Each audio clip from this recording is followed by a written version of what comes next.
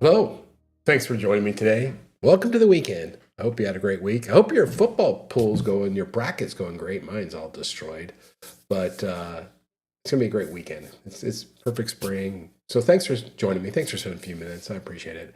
You know what? Today I want to talk about house flippers. ResiClub had a great article this week on house flipping. Now, house flipping became a super popular activity during the pandemic. It hit its peak of activity and since has receded and is not quite as popular, but it's still a thing, and if you're into house flipping and if you like that segment of the business, it's a really nice niche. If you're you can serve it as a real estate agent or a loan officer, and there's still a good business to be had. But I want to share some of the statistics, some data from ResiClub. I'll highlight some of the things, and then I'll show you. I have some really cool charts and graphs that really kind of give you a good picture of what's happening in the flipping world today. But here's the deal. Here's from this, and it's ResiClub's first ever house fix and flip survey. So here's some of the results. 89% of home flippers plan to conduct at least one fix and flip in 2025. Of course, so if you're a flipper, you want to flip. And if you're a flipper, you want to do at least one this year. 64% of flippers plan to convert at least one of their flips into a rental. And so that's new, just like the advent of new construction for a rental, which is a really interesting phenomenon. And it's really big in some parts of the country where the majority of builders, communities are going straight to rental. But house flippers are doing the same. They're now buying houses, they're upgrading the houses and putting them for rent, not selling them. Interesting, right? 32% of house flippers say property demand is very strong this year, with fully almost 2/3 of them say in the Northeast saying it's cooking, it's super hot. Really strong demand in the Northeast where there's a shortage of housing, so that makes sense. House Flipper says kitchen upgrades provide the best return on investment, with and 59% or 56% of house flippers agree with that sentiment. That number one upgrade is a kitchen. There are some regional challenges. The tight inventory in the Northeast makes it easy to sell or rent your house, but it's hard to acquire a house. There's rising costs for acquisition in the Southeast.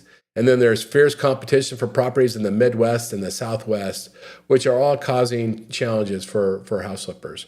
So I wanted to share, I'm going to go ahead and bring up the article here. This is Lance Lambert's article from ResiClub. I just want to say again, ResiClub is becoming one of my go-to things to make sure I pay attention to. Lance, and now he has a second person helping him write. They just put out great content, man, and it's always so digestible. So I'm just going to share some of the data points. We'll just do a couple of them and wrap this up. So you can see here this peak where flipping was huge in the pandemic. It was also huge just in front of the great financial crisis. And this part right here, during the great financial crisis, all you need to do is, essentially all loans were signature loans, so it was easy to speculate. Houses were appreciating quickly. Of course, that ended poorly. You can see that the house flipping has obviously retreated as prices increased and interest rates stayed high. Just it doesn't pencil out the way it did when interest rates were low. So here's house flipping as a percentage of business. You can see it's hovering right around a little over 7% of the overall business in the United States, overall transactions in the United States are for house flippers. And so that's why I call it a niche. If you like this and this resonates with you, serve that niche. It's 7% of the marketplace. But let's look at we're going to get down to these really cool, we are enjoying this post. Thank you. There are just a couple things. So this is how many, this chart right here. And by the way, these charts there's a pie chart and then there's a bar chart. They're the same. So we'll focus on the pie charts. How many houses do you plan to flip this year? You can see number one answer is 1 to 3. The smallest answer was 7 to 9, with actually 10 or more. More people are doing 10 or more than 7 to 9, but nevertheless, most popular answer is 1 to 3. Definitely, it's 1.